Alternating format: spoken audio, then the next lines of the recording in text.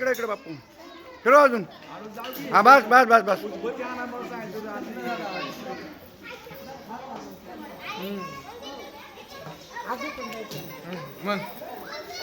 आई राजा उदय उद्या बोलेल सरीचं उदय उद्या बोलते मांडरच्या काळीचं चांग बल बोलते लक्ष्मी आईचं चांग बल ऐकला